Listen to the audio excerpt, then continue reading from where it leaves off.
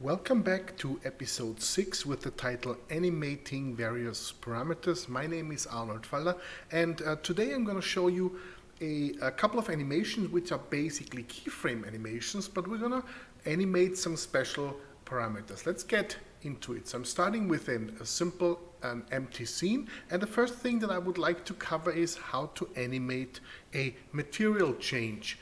First of all, we need a simple object. I'm gonna go for a teapot that I'm placing here in top view. So I'm not gonna spend too much time on lighting and everything.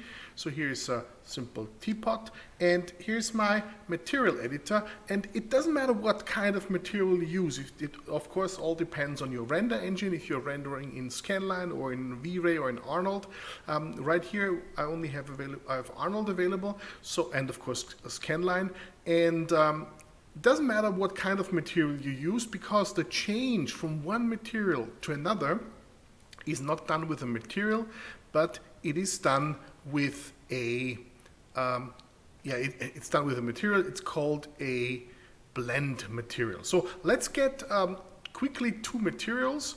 I'm gonna use a simple, let's see what the render engine is right now. It's set to Scanline. So let me quickly switch to Arnold.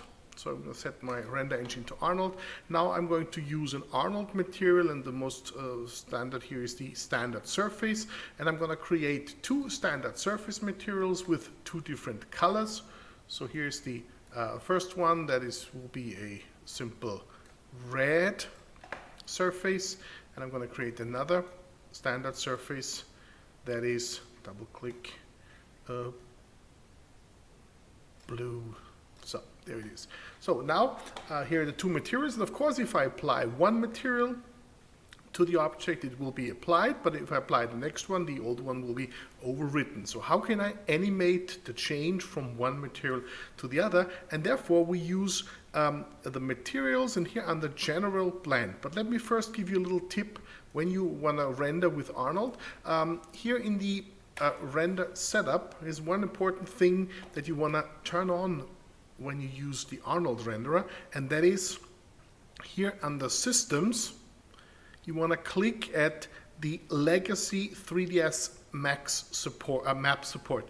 When you click the Legacy 3ds Max map support, it means you can also use other old 3ds Max materials. So when you have this one on in your material editor, you have a few more options for materials. So let's, but it doesn't matter, the blend is always here. So here are my two materials in Arnold, and what I'm going to use is a materials general, and I'm going to use the blend materials. I'm going to pull out the blend material, and it comes with two standard materials which don't work in Arnold. So I'm going to select those two materials and hit delete. And I'm going to use the two that I already have here. So I'm going to take my blend material, and you can see that there are two ingoing nodes saying material 1 and material 2. And those are the two that you want to connect your materials to. So here's material 1. I'm going to hit it to material 1, and here's the outgoing for material 2, and here it is. The material that you're going to assign to your object will be the blend material. So you're going to select blend, select your object, and hit assign material to selection. You can see right now the teapot, and even if I hit render, the teapot is red. Of course, because right now the first material, that is the red one, not sorry because it's not my fault, you don't see the red material here. That is still a bug, I think, in the Arnold render engine, that they cannot show the material here in this little preview. So let's keep it closed. So how do you switch between one and the other material? You go to double click the blend material, and you can see the mix amount. That is actually not quite the best name for that, because the mix amount is a value that can be changed from 0 to 100. So it's kind of percent. And it basically means when you're at 0, you're using material 1, and that's it. When you go to 100, then you use material number 2, And when you use 50, of course, then both materials will be blended 50-50. There is different mixing curves and so on, but we don't want to, and you can also use a mask, so a black and white image to control how the two images, how the two materials are mixed. But for right now, I just want to show you how to blend from one into the other. So basically you need to animate the mix amount going from 0, that's material 1, to 100, that's material number 2. And how fast you animate it, that's how fast the material change will be. So I'm going to do it within 10 frames. So let me go here to frame number. Let's do the material change between 40 and 50. So I'm going to going to 50. Animate my mix amount to 100. So I'm going to hit Auto key and I'm going to animate, change something from 0 to 100. So now the material will change from 0 to 50 from one to the other. That's not what I want. I turn Auto key off because I want this change going from 40 to 50. So I'm going to select the key that I created at 0 and move it to 40. So now I have two keys here. The first one is everything before the first one is material 1, then it changes within 10 frames, and then it's material number 2. Let's try that. If I move my time slider to somewhere after the material change and I render it, it will render, you see, in material number 2, that's blue. When I put it before, it renders material number 1. And of course, somewhere in between, it will change within 10 frames. So it will be reddish. In the middle, it will be something like purple. And then it will be more towards blue, and so on. You get the point, right? So that is a simple material change from one material to another. Of course, the material itself is not important. You can do it with any kind of material. The blend material is what is important here, and you animate the mix amount. Okay, so that was the first part that I wanted to show you, how to animate a material change. The next thing is you often want to animate some lights or some parameters of lights. I'm going to stick to the scene. I'm also going to use Arnold, but it doesn't matter. You can do it with any render engine. As soon as you use a light, you will always have one specific parameter that is important for the intensity, the brightness of the light. Usually the brightness of the whole scene is done with the physical camera, which we talk about later, but for right now, it's the intensity of a light. So let's go and get an Arnold light.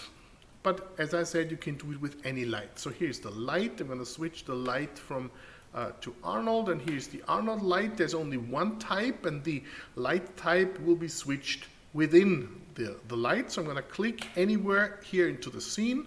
Then I'm going to modify, and let me open that into two columns. Here is the light type, and I'm going to switch the light type to something really simple, and that would be a point light. That's a point light. It's just one light that is shining in all directions. Also, I'm going to lift up my light, and to make something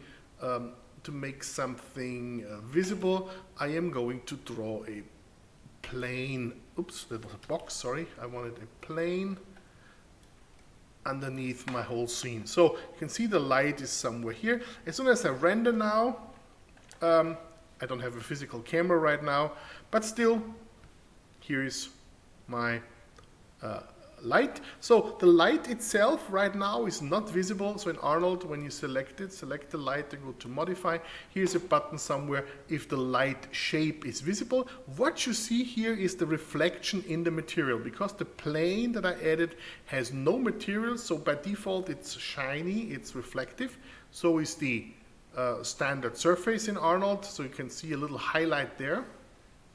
But when I hit light shape visible, it will be visible. The next thing is the radius, that is the how big the light source itself is. Let's make that smaller because that is not the topic. Bring it a little bit forward, and here it is. So now we can see the light source here as a little point. Here's the reflections in both the plane and the teapot. Let's see where the intensity comes from. The intensity of the light can be adjusted with more than one value, but the most common one here it is intensity 1. This is also the strength done in exposure, and of course the lightness of the whole scene is then done with the exposure value of a physical camera. But for right now we want to play with the intensity, and we want to make a blinking light. So a blinking light that you can use anywhere from the bottom of a plane to any car on top, blinking light somewhere, airports, wherever there's a blinking light, windmills and wherever you put warning lights on. So we want to make the light blink. That means the actual light itself will be turning dark and bright again, and of course the light that it emits will also go on and off. Let's turn our light, let's make it a red blinking light. So let's turn it red, and let's start with an intensity that is a little bit stronger. I'm going to multiply it here by 2 so that we can actually see something. But we're not going to render the animation. I'm just going to show you how to animate the intensity. So what we want is we want to animate the light going from 0 to 1 to 0 to 1.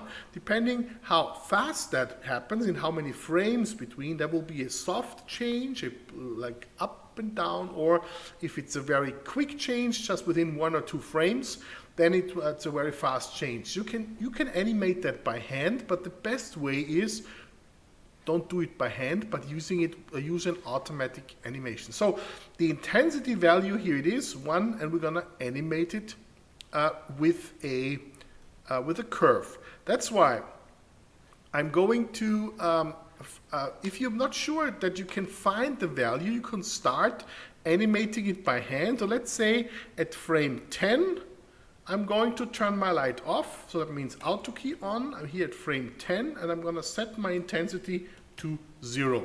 So now I have an animation from 0 to 10, from full light to no light. Now we Auto key off. Now we already have an animated value. That means I just made it easier for us. When we go into the curve editor, and up here is the curve editor, and when we already have an animated thing, then you can see it's the Arnold light, and what's animated is the object itself, and it's the intensity value there. Let's hit those 2 buttons, and then it sets the viewport so that we can see the curve. And you can see at frame 0, so here we are at frame 0, we start with 1, and then oops, I moved it, sorry, didn't want to do that. And then at frame 10, it's 0, so it's turned off. So what I want is, I either want some kind of curve that creates a blinking light going up and down all the way. That's why we add a controller to the intensity. So here on intensity, you do a right click and you choose assign controller, and you want to control the intensity of the light with a waveform float, the last one. Right now it's a Bezier float, so it just has those handles there, but here's waveform float, and that will open up some kind of wizard to help you creating the correct waveform. There are 2 which are good for the blinking light. That will be the sine curve that automatically slowly turns it up and down, or a square curve if you want to do it really fast. Let's start with the sine curve first. Now those values, I'm not sure if they are mean something to you. The first thing is the amplitude. So that's how far it goes up and down, and the amplitude is 1. Basically, but if I go for 1, you will find out it will create a curve that goes from 0 to 1 to 0 to -1 and so on. So actually my amplitude will be 0.5. I just want half the value amplitude, and here's a button that says automatically above 0, and that will, if you hit it, you can see it's not centered anymore. It doesn't start at 0, but it starts at 0.5, goes up to 1, down to 0, up to 1, down to 0. That's good, but the period, that is the time that it takes to start again, is only 10 frames. That is really fast, so it will blink like 2.5 times per second. Let's set the period to something like let's try 20. And here it is. So it's, and then you can also design where it starts. That's the phase. You can see if you go to the phase up, you can see that if you want to start it at full brightness, it's 25%. So right here, 0.25, and it starts at 1, 0, 1, 0. Okay. If you are done, just close it, and you have an automatic animation where the light starts at 1, goes to 0, and so on. So now, depending on the position that I render it, for example, when I render it at a point where the light is down, let's just hit render here, it will render a black image, of course, because the only light in the scene is down.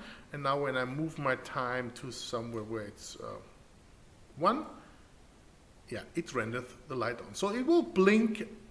The light will blink. If you want a square curve, you can simply adjust the waveform controller by double-clicking the value that you have applied it to. So double-click here, and it will open the same window again. Now, if you made all the settings of period and amplitude, and also the phase when to start, you can simply switch from a sine curve to a square curve. And now you can see it immediately jumps from 1 to 0 to 1 to 0. So from one frame to the other, it's dark, then bright, then dark, then bright. So really depends on what kind of effect you want. And there's also some other effects. So here is the triangle curve. So it will be a linear change, and so on. And those can also be combined how you want it. But I want to keep it this way, so then it's for a couple of frames, it stays bright, and then it's dark for a couple of frames, bright for a couple of frames, and so on. Okay, so that will be the automatic waveform float. It can be applied to any value here in animation. I already showed that to you when we talked about the curve editor. Quite a powerful tool for a quick animation of some automatic kind. Okay, so that was one thing. How to animate a blinking light. I'm going to remove the light now. The next thing is what kind of camera parameters do we animate? And the first thing that I would like to start is I'm looking from the top here at my scene. Let me adjust this a little bit like this. And what I want is I'm going to place two objects. Let's do a biped. That is a biped, and let's do the skeleton, and let's change it to male. That is a simple skeleton for character animation. I just wanted to show you something, and that is, so I'm going to place one here, and I'm going to make a copy of one that is a little bit further away from my teapot. And now I'm going to place, looking from the top now, you see there's a teapot, and I've got two pipettes standing there, biped for 2 legs, biped. I'm going to create a physical camera, and I'm going to put the camera here looking at the second biped. So C for camera, and there it is. What I wanted to show you is the two cameras and the target distance. This is where my camera, let me show you from the top. When I select your camera, you can see the target distance is the distance from the camera to the target. The target distance, I know it's 190 meters. It will be really hard to get a nice effect here. I should have watched the units a little bit more, because the bipeds are really large, I guess. So, because I'm in meters, let's jump into camera. The one thing that you want to animate in your camera, of course, the position, but that we already did that before. You can also animate the focal length, but you have to go from a tele lens into a wide angle lens. But whenever you watch movies or watch camera work in feature films, you will notice that actually the focal length of a camera usually never changes. And that is, if you want to do computer animation, why should you invent something new? You would do it the same way as it's done in feature films and what we see every day. And that is usually the focal length hardly ever changes. When you want to draw the attention to something, it's more a question of focus, and it's a question of moving a camera dolly closer to something or dolly away from something. Dolly is the movement of the camera closer or further away. So you push in or you pull out. So, but for right now, I'm not going to animate the focal length here, but I'm going to animate the target distance, because the target distance is also used when you want to use depth of field. Depth of field means that I want to set one object into focus and the rest is blurry out of focus. So to get this, and of course it doesn't work with all render engine, but here you just hit enable depth of field, and depth of field uses the focus, uses the target distance. The target distance is in focus. If you have played with your camera a little bit, you might have found out that one value that contributes the most to depth of field is how shallow or how wide the sharp area is. So here in this picture right now, everything is sharp.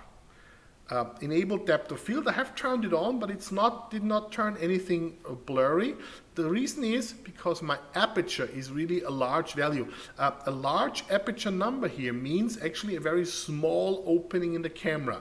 The smaller the value is, the larger the opening is. So if I set my aperture to something smaller value, which means a larger opening, suddenly things will get slowly blurry. Of course, maybe not right now, but if you hit render, you may be able to see it. Not right now. My camera is a little bright, so I'm gonna switch to maybe 8 exposure value. Let's see if that is better. Yeah. So it's slowly starting to get blurry, but let's go with the aperture really low. Let's go for 1. The reason, as I mentioned before, is that we have a weird size. So let's go for 40, let's go for 80 millimeter, then maybe we see a little bit better. And the aperture can even go below 1. Not on real world cameras, there's hardly any lenses that have an f-stop lower than 1, but here in the computer graphics you can also go lower than 1. That does not work really well. Let me change one thing a little bit. I'm going into my top view, and I take my camera, bring it further away, and I use a more tele lens. So here it is, and the tele lens, let's try 200. Of course, it compresses the view. Still not it's really a problem of my 0. If I set my aperture to a really strange value of 0.1, you can see that now the object in the foreground, the person in the foreground, is getting blurry. Not only in the rendering, also in the viewport. But if I hit render, of course, it will render blurry. So what I want to do is I want to animate now my target distance. So that means that the focus moves from the person in the background to the person in the foreground, to the front person. So I'm going to do that in 50 frames. So I'm going to hit 50, hit Auto key, and now I'm going to animate the target distance. So I just take the target distance, and that is best done in top view. So here it is, because all I want to do is I want to bring the target distance so that it has the same distance as my front person. So animate auto keys on at frame 50, and here it is. Bring it closer, and there it is. Now the first one's in focus at frame 50. That is a slow change. I'm going to make it a little bit faster. So from 30 to 50 it will happen. Let's take a look at the camera. So when you are before 30, you can see that the middle person is sharp. In the back and the front is blurry, and then the focus will slowly move forward, and after 50 you can see the front person is sharp, and the background, of course also the teapot, is out of focus. So you're animating the target distance. If you don't want to change the target distance of your camera, you can also say, I don't want to use the target distance as a focus, but I want to use a custom distance, and you can define like in meters or whatever your units are set to. But make sure you work in real world units, and then that is when you also don't need an aperture like this. Remember, those two people are like a couple 190 meters away or so. They're really far away. And we are 320 meters away. So make sure the units are set right here under customize unit setup. You know which units are set, mine are meters. And then also those values should work. So make sure you use the right focal length for your camera and a probable distance. When you are 320 meters away from your target, you cannot play with the focal distance anymore. Usually that just works close to the camera. That's why we had to do such a weird 0.1 f-stop, okay, to make it really strong so that we can see it. Usually you do something between 1 and 2 if you use real world values. Good. Then the next thing, when we have a camera, let me show one more thing, and that you maybe want to animate in a physical camera, and that is the exposure value. So here I am in a top view, and let me clean up my scene a little bit.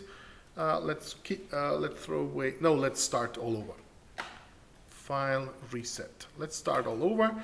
Much simpler. Yes. So I would like to start. I'm going to build a quick interior space. Let's make it 30 by 20 by 10, and here it is.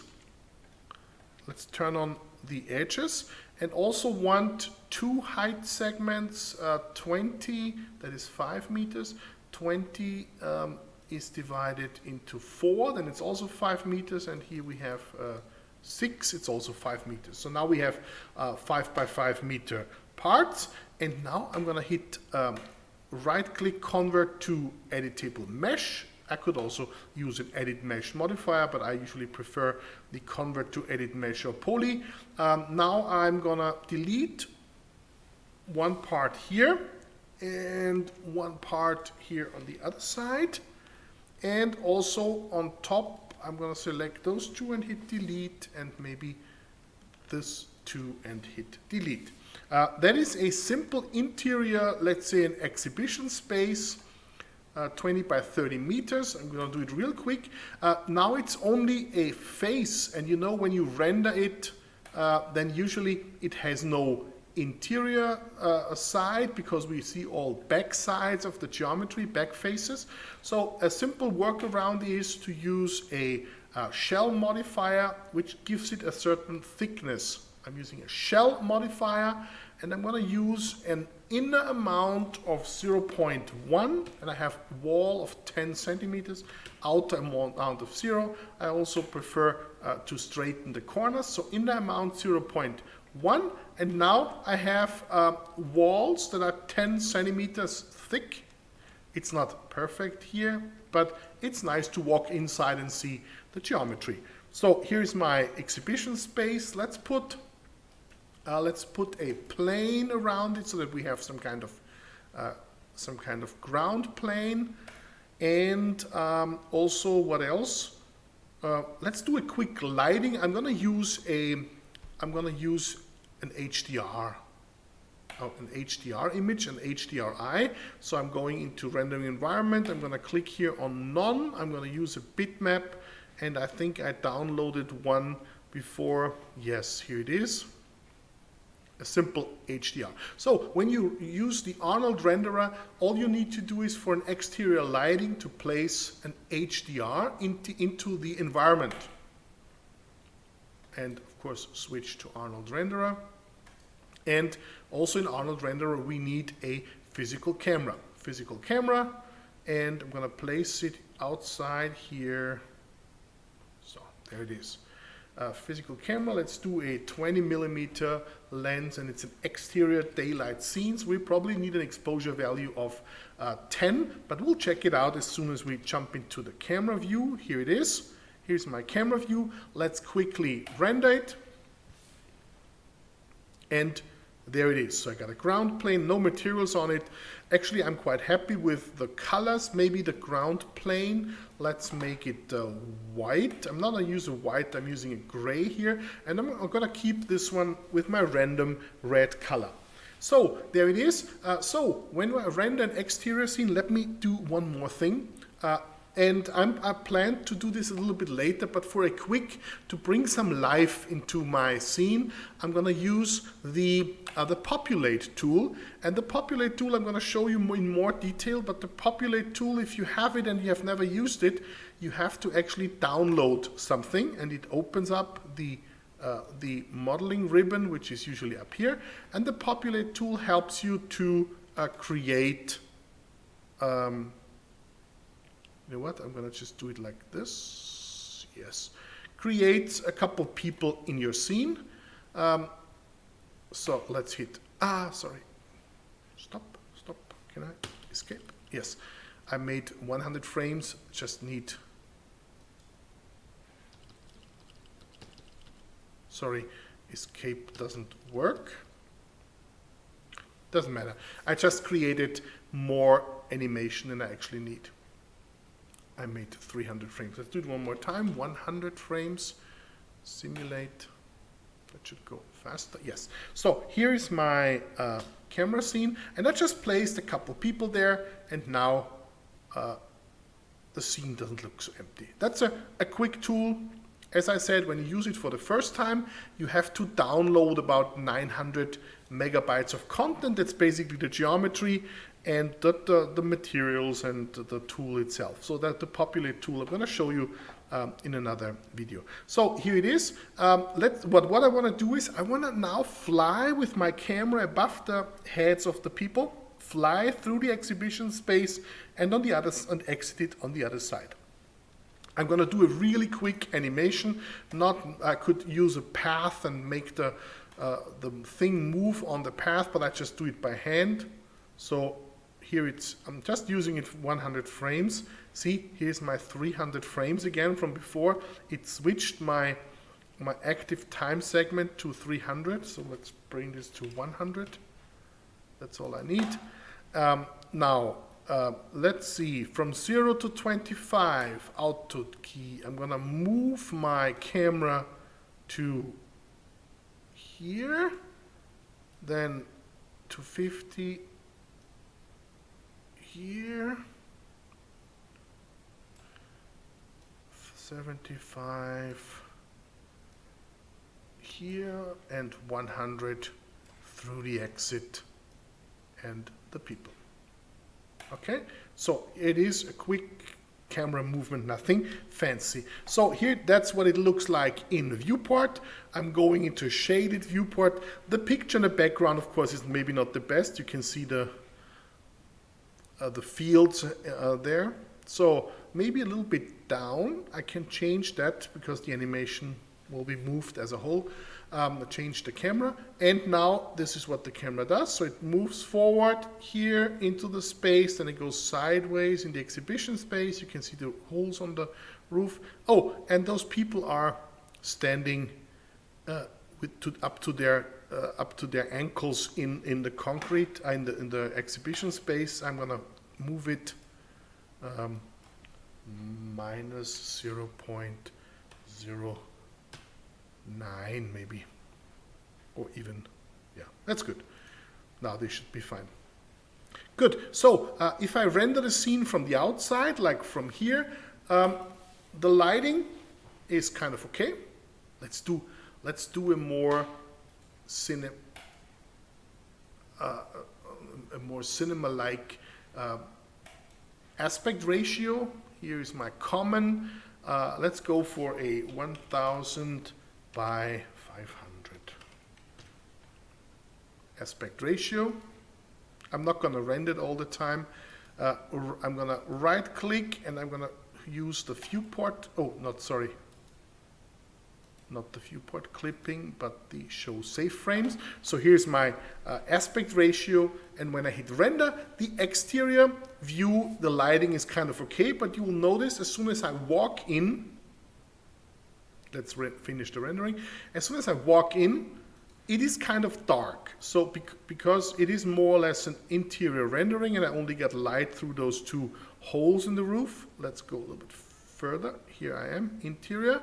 And if I render it now, I would need something, yeah, as a different exposure control. And you know that when you take your cell phone and you film and you walk from the outside where there's a lot of natural light, and you walk towards the inside where there's maybe artificial light, then the camera suddenly does something to get to brighten up your image. So it either changes the ISO value or it opens up the aperture. What we do is we change the exposure value. So outside my camera right now, let's see what the value is. Let's select the physical camera quickly and look. Right now my outside exposure value was 10, but in the interior space I probably need something lower, because lower means that I get a brighter image. So let's see, maybe 8, and I'll try it, and it should render a brighter image. Still, some people are pretty dark, and cancel it. So maybe interior space even 6. Yeah, 6 is a little too bright, so got over bright areas here and so on. So let's stick to 8. Oh, cancel. And let's, so inside I need 8, outside I need 10. So at one point I have to animate it to go from 10 to 8. When should that be? Of course, when we enter the interior space, but don't change it too quickly, because the change will change the whole image. So I guess that somewhere from 22 to 25, or maybe within 5 frames, I'm going to change the value. So let's first start with 10. Then my camera is already selected. Then I am going to choose 22. I'm going to choose a little trick here. Instead of moving the key, when I now animate it, it will create an automatic key at frame 0, which I can hardly touch because it is together with the other key that is for the position. So what I do is I just click down and up. So I changed something, but I changed nothing. I changed it to 9.5 and then back to 10, which means it creates a key of 10. And now I go like a couple frames, 5 frames ahead, and now I'm going to change the exposure value to 8, because that is what we need inside.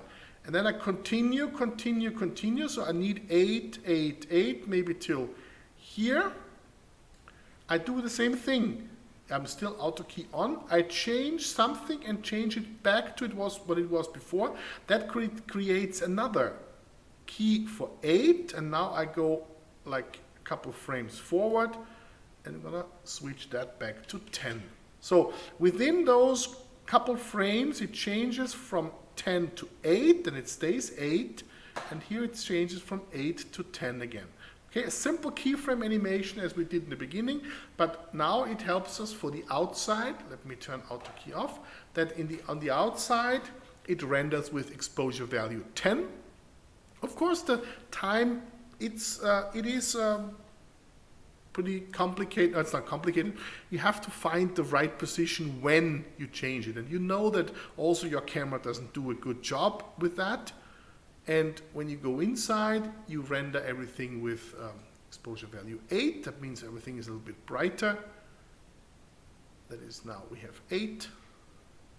And as soon as we leave again, we are rendering with 10. Okay, so that is a simple animation of the exposure value. Whenever you enter a building or when you leave a building, you can change that.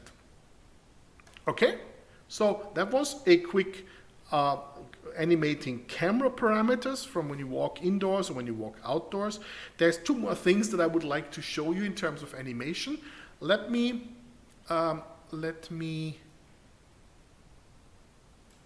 fix that here and reset it. I don't need to save it. Don't save. Yes. So here's a quick reset, because for the next two things, I don't need a whole different, complicated scene. Let's start with a simple plane. And the plane, doesn't matter what size it is actually, it's just a nice effect that I want to show you how to animate it. And make sure it has a lot of segments. So here's the length and segments, which is 4. Make sure it has, yeah, I don't know. You can change it later on if you want, if you need more. Some segments so that we can, because we want to do a little like a terrain modeling, and therefore we need a couple segments to make it look nice. Okay, so here it is, my plane, and now I'm going to add an FFD modifier. That's a free-form deformation modifier, FFD, and there's different ones, 2x2x2, 3x3, and so on. Let's get a, and there's also a custom. You can not only get a 4x4x4, because I would like to have a box, and now I can adjust how many I want, because I want not 4 but 5. So here set the number of points. I want 5 by 5 and height only 2. Yes, you will soon make sense. So that will create a grid of 5 by 5 points, and in height it's only 2, but they are so small that we can only see them as if it's 1. So now if I open up the FFD here, and you can adjust the control points. Let me show you quickly what it does when you change the control points. So I'm going to set control points. I use move, and I select those points here in the middle. So let me get rid of the grid there. So here in the middle, I select those 2 points. And when I now go in the front or side view and I move it up, you can see it's a little hill that is pulled up. So it's a free-form deformation that deforms the geometry that is underneath it, in this case, the plane. But I want to show you some animation, and that is, I'm going to pull this one up, but before I do this, I'm going to set this to lattice. And lattices, you can move the whole grid first. And when I'm in lattice, what I'm doing is I'm taking the lattice and use scale and scale it down. So it's just a smaller lattice here. And now I'm going for control points. I select the one here in the middle, and I move it up. So it is like a mouse underneath a carpet or something. You can also take the neighbors here and move it up a little bit. Yeah, but I just pulled up the one in the middle. Good. And now, when you go to lattice, the funny thing is you can now move the whole lattice, and the adjustment will move around. You see that? So let's bring that into a larger perspective. And now if I move my lattice around, you can see it's like a little mountain that is moving onto. You can also move it outside of the carpet, so it looks like something pulls underneath and so on. So, and that can be animated. So you can have some fun animating it either by, you have to do it by hand. So go to Auto key, go to a different point in time, move it out here, 20, 40. Oops, don't move it down. Oh, I moved it down, did I? So 20, 40, 20, then over there, and so on. You get simple keyframe animation. 80, and so on. I'm going to take the keyframe from the beginning, make a copy all the way to the end. So there it is, and now you can hit play, and you will have a little mounted underneath. You can also change the control points within your animation. So stop. So when you are over here, you can go to control points, select the control points here in the middle, and hit Auto key and make the mountain smaller. Go further, make it bigger, and so on. So that can all be animated as well. So taller, smaller, and so on. Okay, so that is with the animation of the FFD. The FFD you can use on box-like objects. You can also use it on cylinder-like objects. And there's a cylinder one and a box one, and those fixed 2x2 and so on. I personally prefer the box because then I can set how many control points I want. Okay, so that is one thing. And here's another thing that you can animate, and that is, I'm going to do it with a really simple object. Let's do it with a torus. So here's a torus. Let's make a couple more segments so it's really smooth. Nice geometry. So here it is. And you might have noticed that there is a modifier called slice. Let's find it as slice. And the slice modifier has a slice plane, seen here as an orange plane. And this slice plane either refines the mesh, which we don't see right now. It just gives you an additional segment where it cuts through. Maybe if I rotate the slice plane, I'm going here up to slice plane.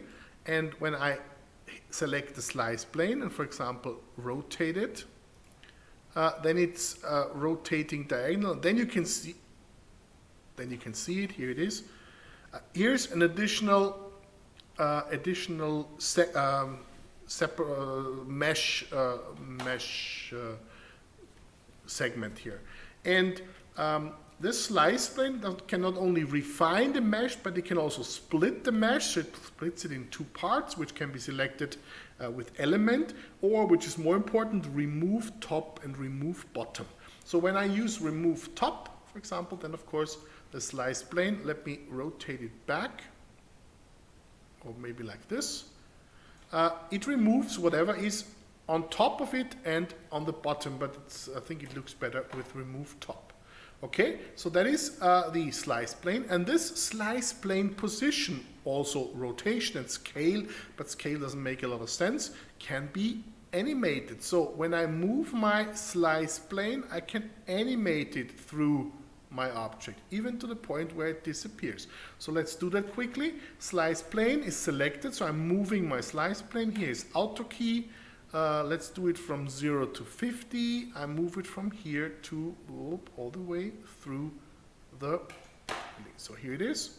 It moves as animated. And now, if you say that doesn't look too good because it keeps the torus open, you can always, now it's animated, add another modifier on top of the slice, and that is good for closing